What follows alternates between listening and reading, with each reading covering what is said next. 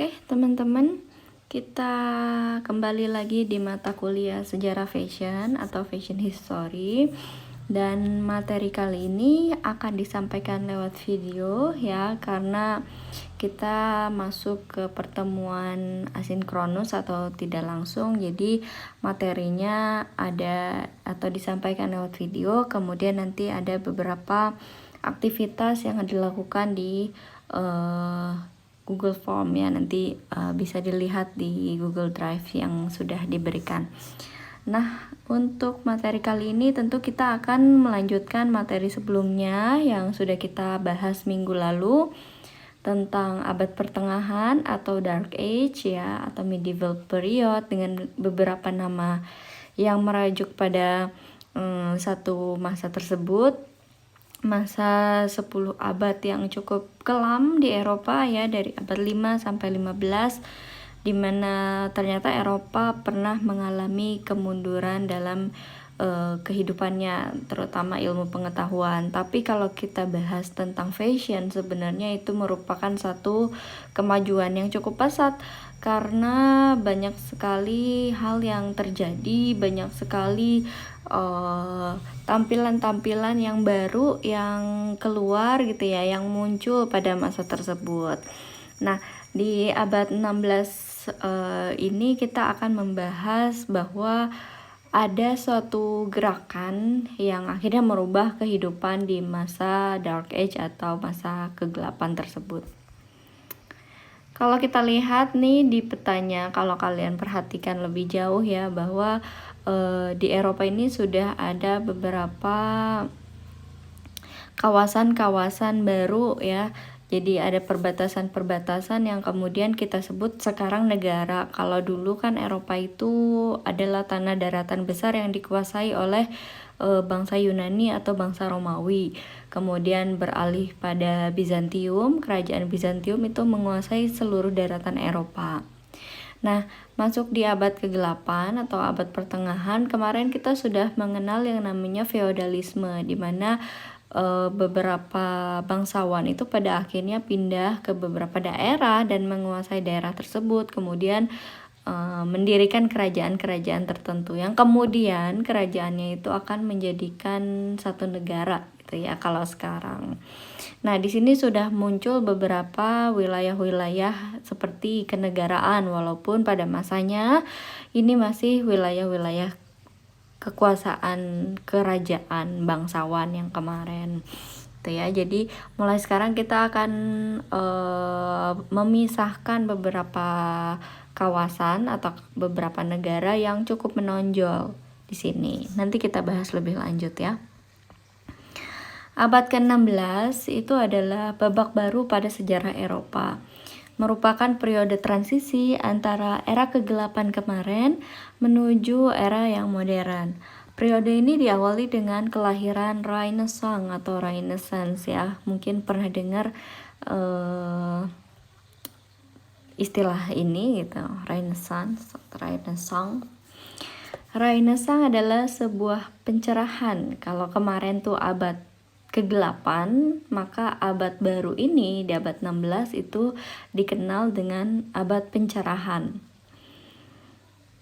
atau disebut juga dengan Renaissance. Sebuah pencerahan dari masa kegelapan di Eropa berasal dari bahasa Latin yaitu re, berarti kembali, dan nater berarti lahir. Abad Renaissance adalah lahirnya berbagai kreasi baru yang diilhami oleh kebudayaan Eropa klasik, Yunani dan Romawi kuno ya, yang lebih bersifat duniawi. Jadi balik lagi kita dibalikin gitu pemikirannya, sebisa mungkin menyerupai orang-orang Yunani ya, atau sedikitnya Romawi. Nah, berpikir lagi tentang keduniawian, bagaimana manusia, bagaimana alam dan sebagainya gitu ya. Kalau sebelumnya manusia itu didikte untuk berpikir selalu rohani dan selalu bagaimana hidup setelah mati gitu ya. Kemarin kan ada beberapa doktrin-doktrin yang memang agak melenceng gitu dari agamanya.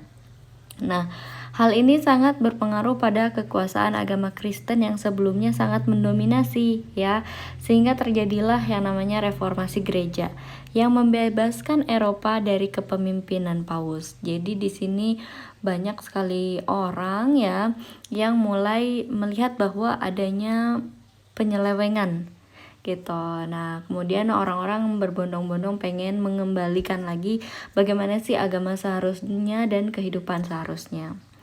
Gitu. Ini dia Renaissance ya. Renaissance ini juga cukup terkenal dengan karya seninya ya, seperti karya-karya dari Leonardo da Vinci. Mungkin pernah mendengar nama-nama besar itu ya, Leonardo da Vinci, Michelangelo, Raffaello Sanzio, terus Donatello. Banyak sekali seniman-seniman yang kemudian lahir di zaman ini gitu. Yang membuat berkembangnya Renaissance awalnya adalah kaum borjuis. Kaum borjuis ini adalah orang-orang yang masuk ke dalam golongan humanis ya. Jadi setelah perang salib, kemudian Eropa juga sedang lumayan hancur gitu akibat perang ya. Kemudian ada orang-orang borjuis ya. Mereka adalah anak-anak para bangsawan biasanya ya, orang-orang yang cukup memiliki intelektual tinggi, memiliki kasta yang tinggi juga gitu ya, yang punya akses dan kebebasan untuk berbicara dan juga berpikir. Nah, mereka kemudian mulai mencari kebenaran ya, maka disebut dengan golongan humanis, orang-orang yang memperjuangkan kemanusiaan. Golongan humanis merupakan kelompok yang mengabdikan hidupnya untuk mempelajari dan mendalami tentang buku-buku karya pustaka klasik, misalnya ya karya-karya Sokrates, Plato, dan para filosof Yunani lainnya.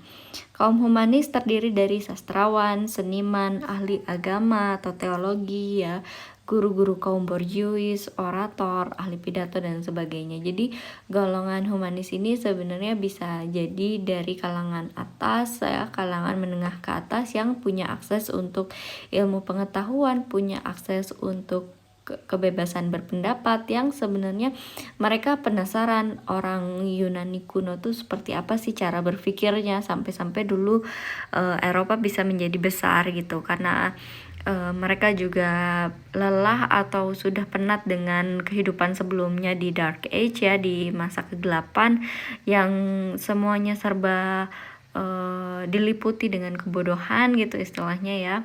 Jadi mereka berusaha untuk mencari kebenaran-kebenaran, dan menariknya ya, orang Eropa ini mencari buku-buku Yunani yang basicnya sebenarnya di Eropa, itu mereka mencarinya ke arah timur, ke daerah-daerah Timur Tengah ya, bisa dibilang bangsa Arab gitu, karena mereka adalah bangsa yang memang menjaga karya-karya literatur dari Yunani, di mana di masa Dark Age kemarin justru buku-buku atau karya literatur dari zaman Yunani itu sudah dibakar. Jadi mereka berbondong-bondong, para borjuis itu pergi ke daratan timur ya, kemudian belajar di sana dan kembali ke Eropa untuk mempraktekkan apa yang sudah mereka pelajari. Gitu. Dalam karya seni di sini banyak sekali dobrakan, kemudian dalam karya arsitektur juga banyak dobrakannya, cuman kita akan fokus membahas pada kostum atau pakaian, atau bisa dibilang fashion ya kalau sekarang. Pada akhirnya Renaissance sangat berpengaruh juga pada kostum atau cara berpakaian pada abad ke-16. Pada abad ini merupakan salah satu periode yang paling mewah dan indah dalam sejarah kostum, dan salah satu periode pertama di mana ide-ide modern fashion dipengaruhi oleh apa yang orang pakai. Dan di sini muncul gaya trendsetter yang merupakan ciri khas dari fashion modern.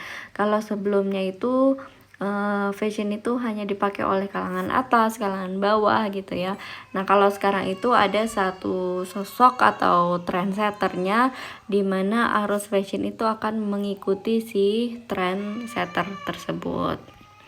Itu kita akan bahas pertama di abad ke-16 dulu ya. Abad ke-16 adalah satu periode yang paling mewah dan indah dalam sejarah kostum, dan salah satu periode pertama di mana ide-ide modern fashion itu mempengaruhi dan dipengaruhi oleh apa yang orang pakai, apa yang satu pimpinan pakai gitu.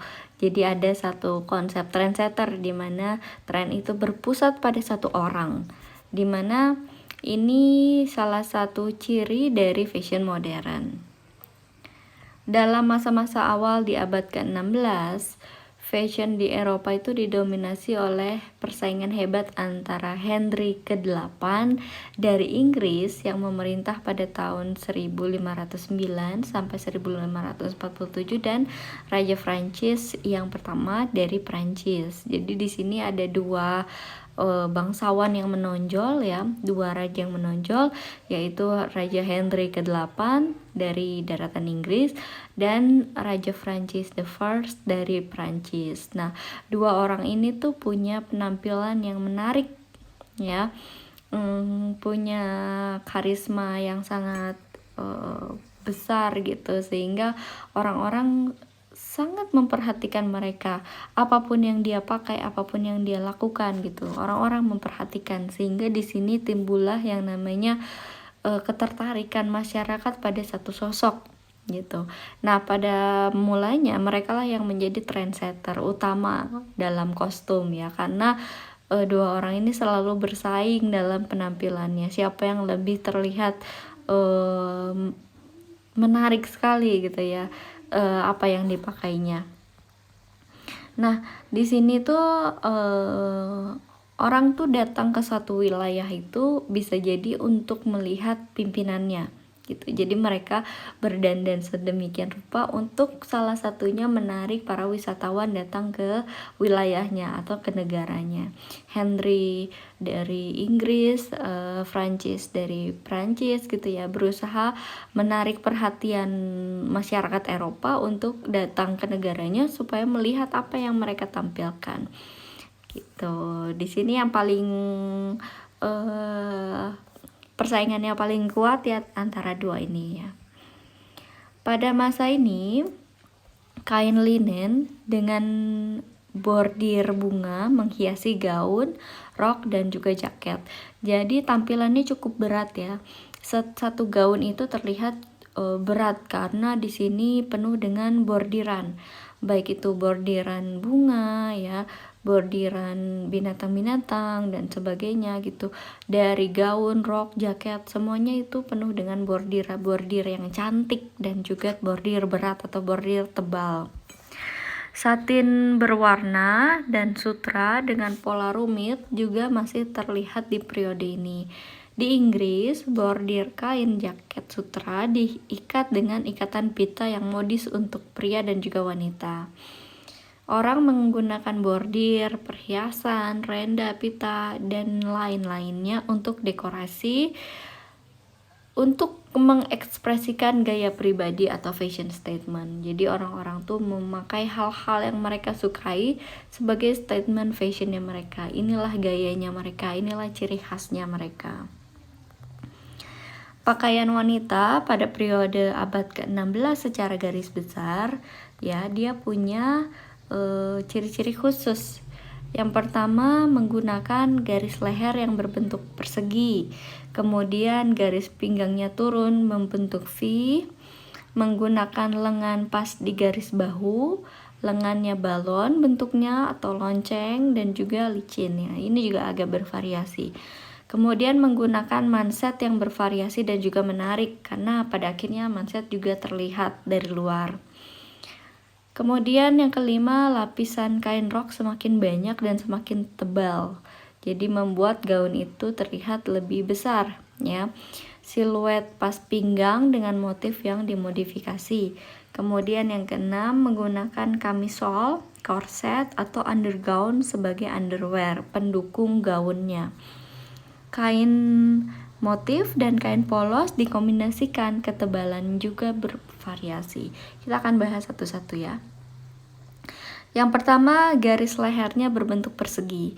Jadi menariknya, gaun-gaun di abad ini garis lehernya berbentuk persegi gitu, tidak membulat ya. Tapi bentuknya persegi membuat tulang lehernya itu terlihat, tulang bahu nih ya, di sini itu terlihat.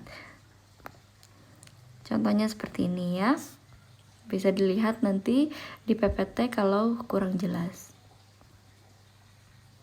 Kemudian karena di abad kemarin kita juga sudah mulai diperkenalkan dengan korset ya.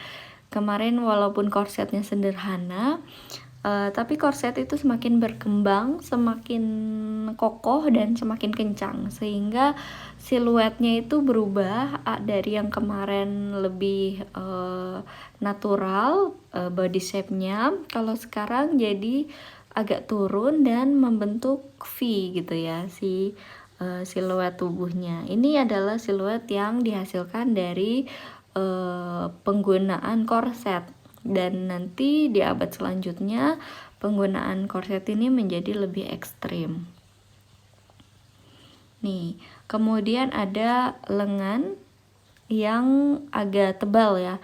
Lengannya pas di garis bahu, potongan lengannya pas di garis bahu.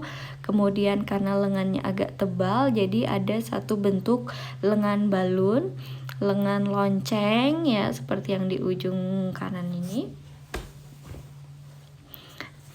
Dan juga lengan yang agak jatuh ya. Ini tentu ada banyak variasinya. Cara membuat lengan balun pada masa ini, kalau kalian lihat di tengah ya, gaun yang di tengah itu ada semacam lingkaran-lingkaran. Sebenarnya itu adalah sobekan-sobekan gaun ya. Jadi di dalamnya mereka menggunakan inner atau kamisol yang tebal, kemudian gaun di luarnya itu agak disobek-sobek beraturan seperti ini ya. Kemudian si dalemannya itu dikeluarkan, dan akhirnya teknik tersebut itu membuat lengan itu ternyata jadi berisi dan membentuk satu bentuk balun gitu ya. Nah, ini adalah teknik yang digunakan di abad ke-16 untuk mengisi bagian lengan. Nah, ini manset ya, dan juga kamisol yang biasa dipakai di bagian dalam.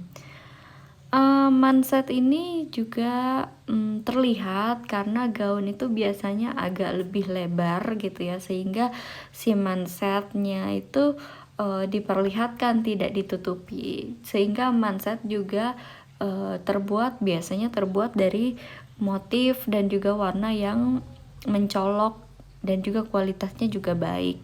Jadi tujuannya bukan sebagai dalaman saja, tapi karena terlihat ya, jadi sebagai satu bentuk hiasan atau pakaian utuh juga.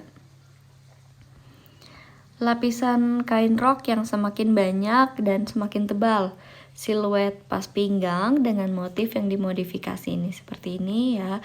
Jadi lapisan roknya itu makin bertumpuk-tumpuk, makin banyak, bahkan ada yang dibelah di bagian tengah ya, kemudian diperlihatkan kain di dalamnya. Bahkan satu kain itu bagian depan dan bagian belakang kain itu bisa jadi berbeda motif dan berbeda warna.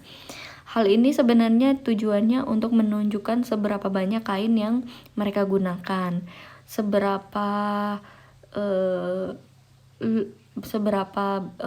mahal kain-kain yang dipakai pada satu gaun gitu ya. Jadi ini juga untuk memperlihatkan strata mereka sih. Semakin tebal tumpukannya, semakin terlihat membulat besar gitu ya. Semakin banyak kain-kain yang terlihat, itu semakin memperlihatkan bahwa mereka punya banyak uang untuk membuat satu gaun atau untuk membeli satu gaun gitu. Contohnya seperti ini ya. Nah, ada petticoat, jadi mulai memakai undergown atau daleman di dalam gaun tersebut supaya gaunnya lebih terlihat membulat ya atau besar. Ada overgown, ada stomacher. Nih contoh-contohnya ya. Nah, nanti juga lebih menariknya ada yang memakai pinggul palsu, tapi nanti kita akan bahas di abad ke-18. Ini juga contoh-contoh dari korset ya. Mereka sudah mulai fokus pada pemakaian korset, lebih kokoh, lebih baik desainnya, lebih membentuk tubuh ya. Nah, pada zaman ini korset mulai dibuat lebih keras dari bahan sebelumnya. Mereka menggunakan semacam tulang ya untuk membuat si shape-nya itu bagus dan juga kokoh dan tetap stay bentuknya gitu. Nah, tulang yang biasa dipakai pada masa ini adalah tulang ikan paus.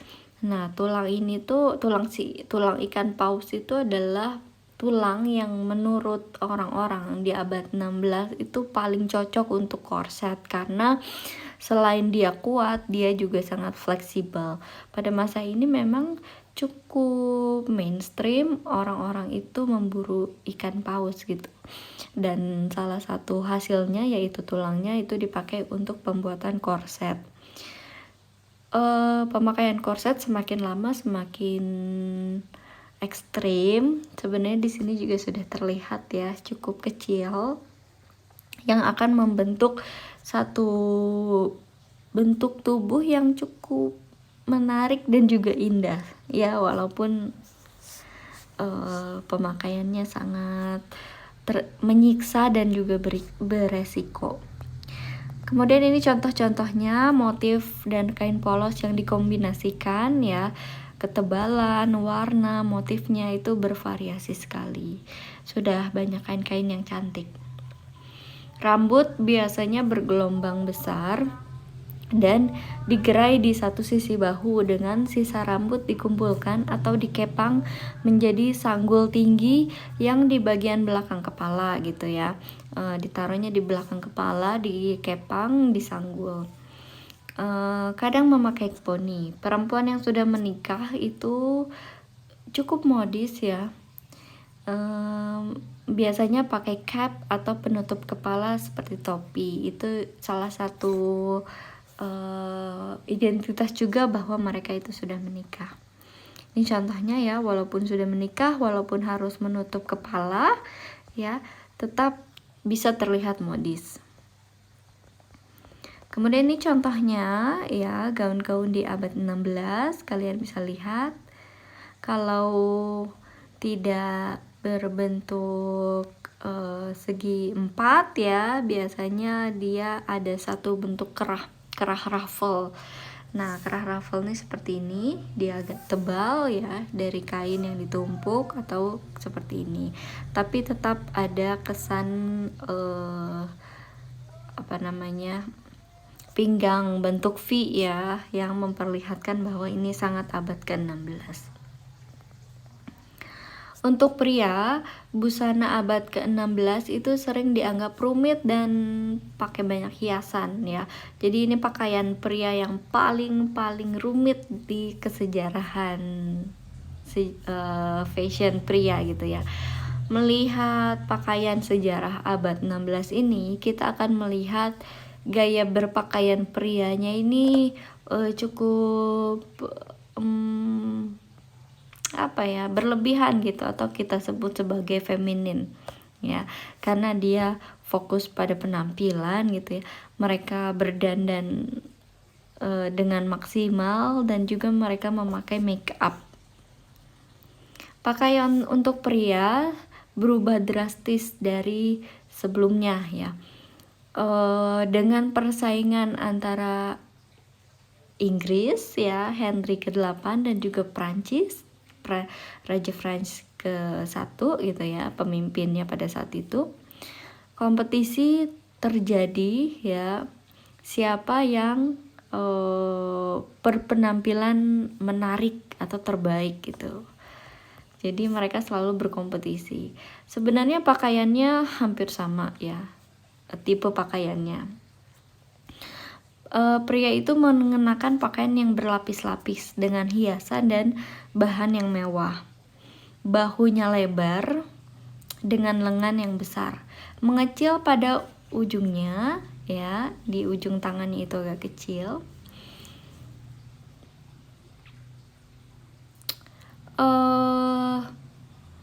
Terbuat dari bahan yang terbaik, kualitasnya semua terbaik, hiasannya semuanya terbaik ya.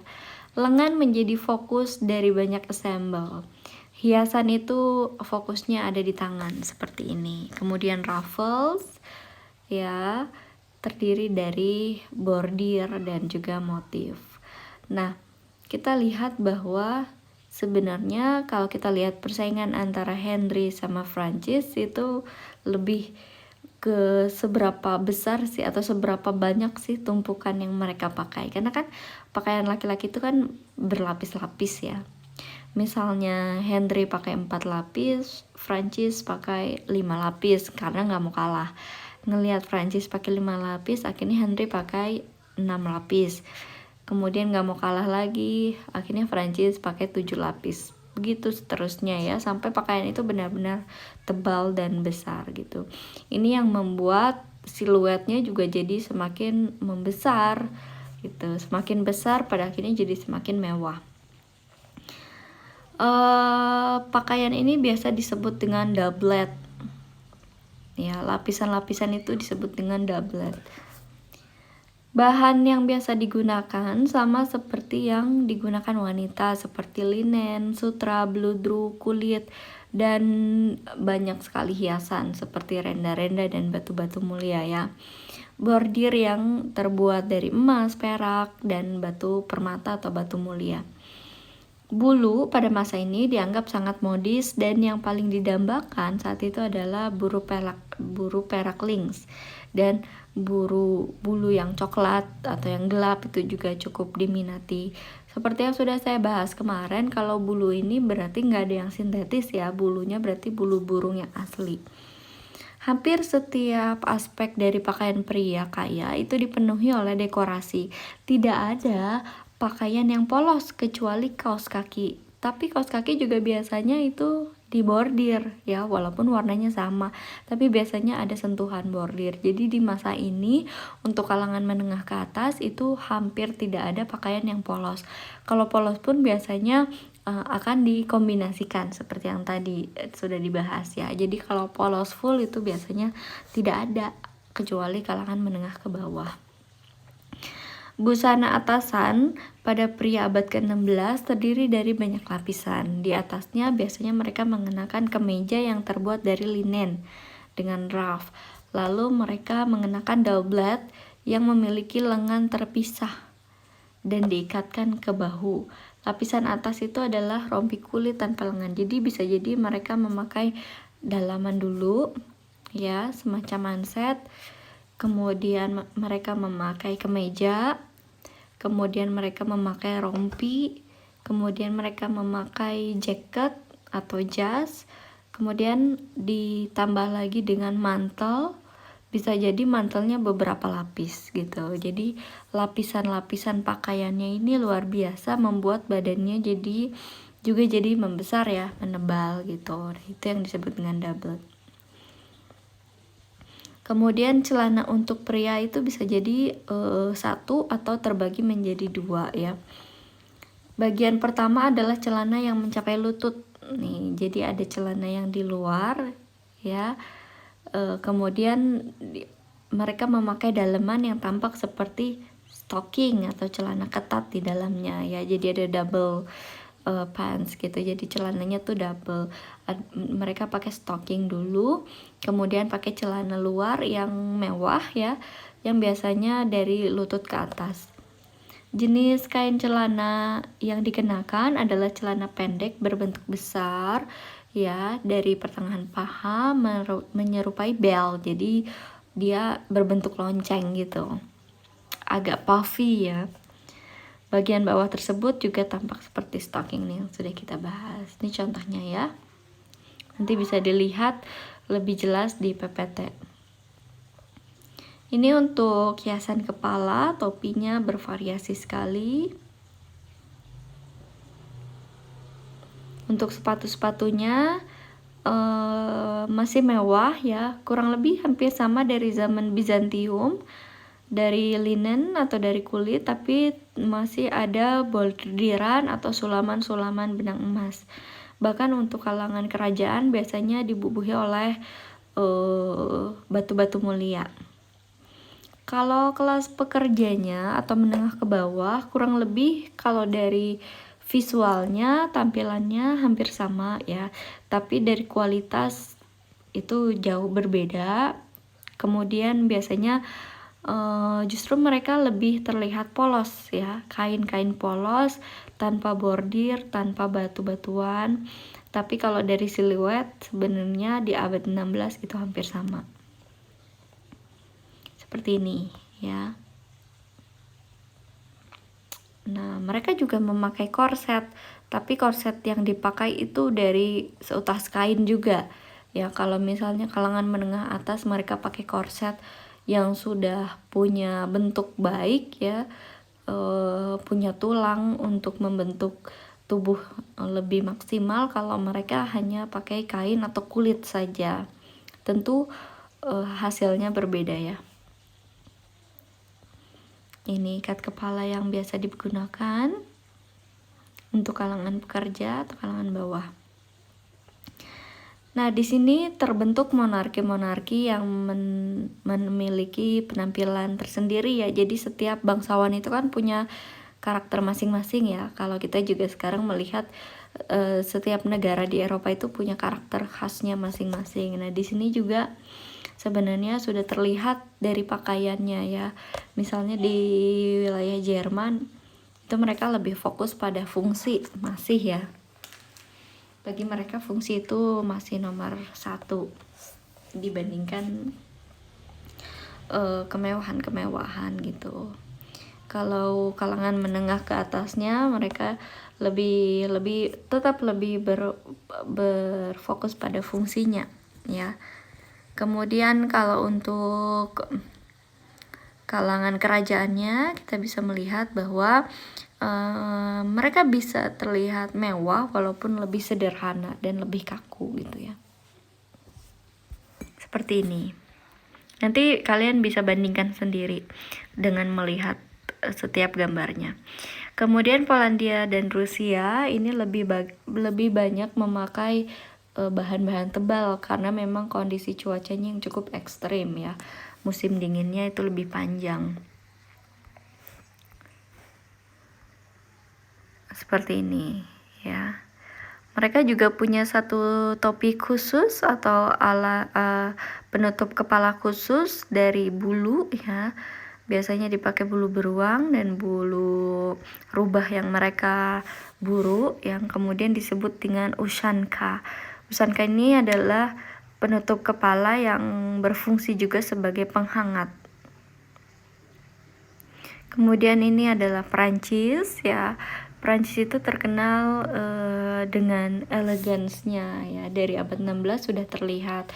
Dia lebih banyak memakai kain-kain satin, kain-kain sutra yang mengkilap gitu, sehingga memperlihatkan kemewahan bangsa-bangsa orang-orang di bangsa Paris, di bangsa Prancis. Kemudian Italia, kalau Italia lebih berani untuk menabrakkan warna ya, mereka juga punya keunikan dalam kecantikan mereka sehingga warna-warna yang terpancar juga luar biasa lebih banyak gitu. Ini di kalangan Roma ya, mereka masih sangat-sangat identik dengan agama dan juga gereja ya. Jadi lebih sederhana, justru kalangan gereja jadi lebih sederhana, tapi masih terlihat keindahan gaun-gaun di abad ke-16. Kemudian ini ada Spanyol. Ya, kita melihat bahwa di Spanyol ini dia lebih suka gaun yang bertumpuknya lebih besar gitu. Dan orang Spanyol itu suka memperlihatkan bahu-bahu mereka yang cantik. Nih. Jadi bentuknya seperti ini dan banyak banyak tumpukan kain di gaunnya. Selanjutnya masuk ke abad 16. Selanjutnya masuk ke abad 17. Setelah kita tadi membahas abad ke-16 ya, pakaian semakin berkembang dan semakin mewah. Pada periode ini, pakaian Eropa itu mulai dibagi dari siapa pemimpinnya atau siapa trendsetternya ya. Jadi ada beberapa periode di abad ke-17 ini tergantung dari pemimpinnya itu siapa.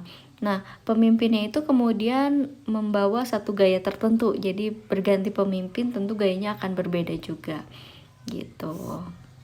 Tergantung dari pemimpin atau bangsawan yang berkuasa pada saat itu. Pada akhirnya, kalau dalam kesejarahan ya, lahirlah satu gaya baru yang bernama barok. Nah, di abad ke-17 ini ada satu style yang disebut dengan barok. Barok itu selalu punya pasangan ya. Ada satu gaya yang menemani barok, yaitu rokoko. Setelah barok itu ada rokoko. Jadi biasanya selalu berdampingan nih barok dan rokoko. Kalau barok itu abad ke-17, rokoko itu ada di abad 18. Nah, sejarah tentang gaya barok dan rokoko itu sebenarnya tidak hanya ada di kostum atau di fashion ya, tapi kalau kita mengamati sejarah arsitektur itu juga terpengaruhi gaya barok dan rokoko. Musik ya, musik, seni, kemudian literasi, puisi gitu ya, itu juga terpengaruh pada gaya barok dan rokoko ini.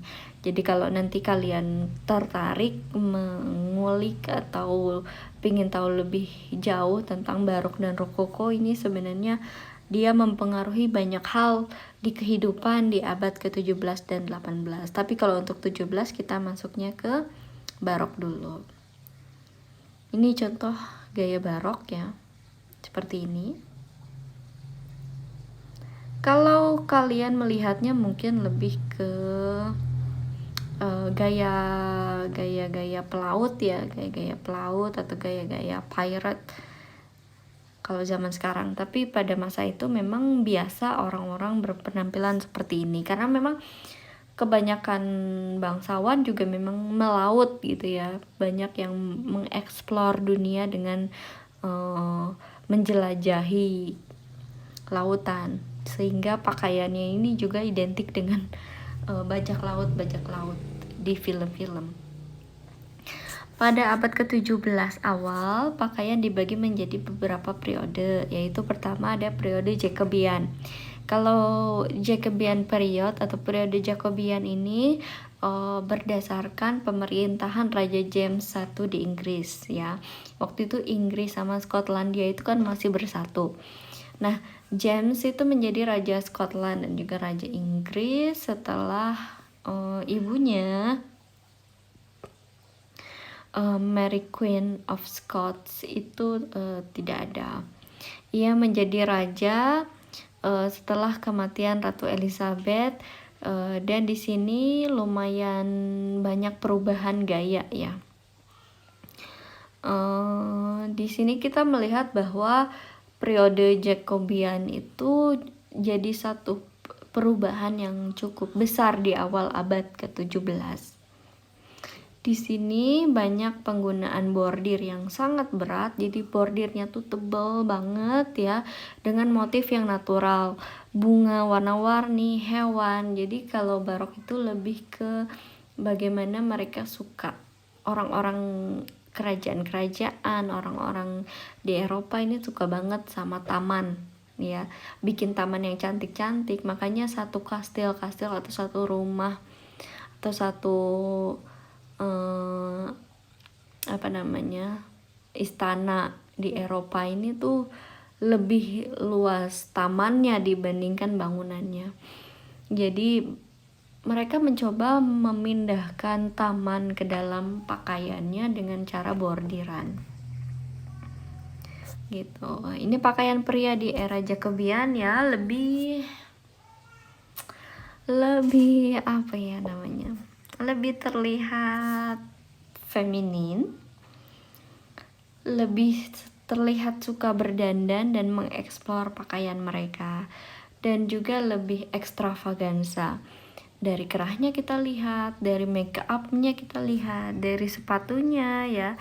Di sini mereka suka sekali memakai sepatu dengan pom-pom yang besar.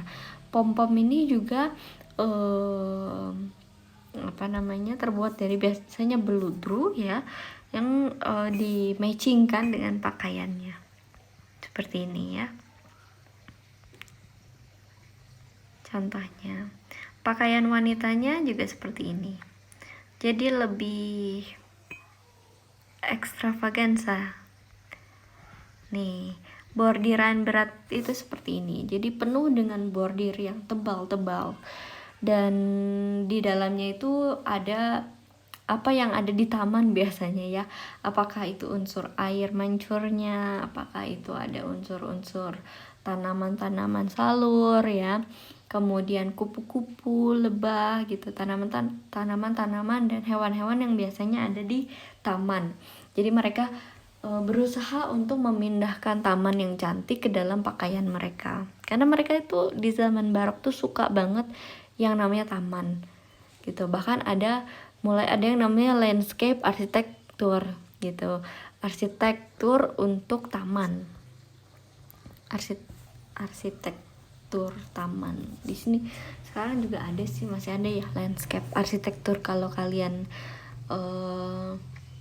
tertarik, ada kuliahnya tuh di IPB Bogor. Kemudian lanjut ke Cavalier Period. Nah, kalau di Cavalier Period ini dia rajanya itu Raja Charles ya, berganti raja lagi nih setelah tadi Raja James itu tidak ada ya, kemudian digantikan dengan Raja Charles. Nah, di sini juga penuh dengan kegembiraan, kemewahan ya, gayanya berlanjut sampai kemudian nanti ada perang saudara di Inggris. Gaya utamanya tentu di bagian pinggang yang sedikit naik, bedanya nih ya dari gaya sebelumnya. Di gaya Cavalier ini pinggangnya itu jadi sedikit naik, baik untuk pria dan juga wanita. Satin sutra berat adalah kain yang paling disukai. Jadi sutra yang cukup tebal, kemudian penuh dengan bordiran itu paling disukain. Ini ya bedanya dengan Jacobean. Kalau di Cavalier ini pinggangnya justru jadi di atas gitu. Ini contoh-contohnya ya, pinggangnya naik ke atas. Wanitanya juga sama, pinggangnya justru ada di bawah dada gitu, garis pinggangnya.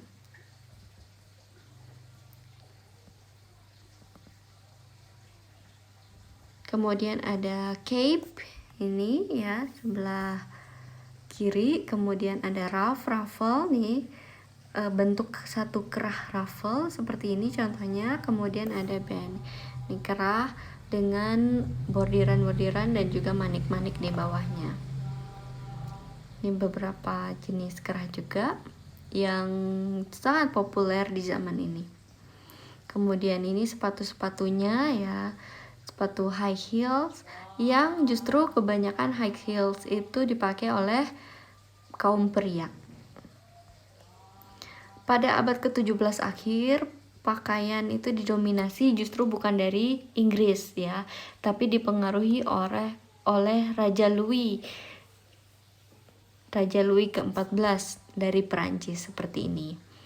Kemudian kepemimpinan Raja Louis semakin mendominasi dunia ya, mendominasi Eropa pada saat itu dan juga dunia pada keseluruhannya ya. Pada akhirnya nanti dia punya gaya baru dalam berpakaian yang kemudian kita sebutnya barok dan nanti berlanjut pada rokoko. Nih, berubah jadi seperti ini ya di gaya kepemimpinan Raja Louis ke-14. Ini beberapa contohnya. Ini ada topi trikon, nanti kita akan bahas sih kalau ini di abad ke-18. Ini contoh-contohnya ya. Untuk lanjutannya kita akan bertemu di abad ke-18. Begitu saja untuk materi hari ini. Terima kasih untuk perhatiannya. Kita akan melanjutkan materi abad ke-18 di video selanjutnya. Terima kasih.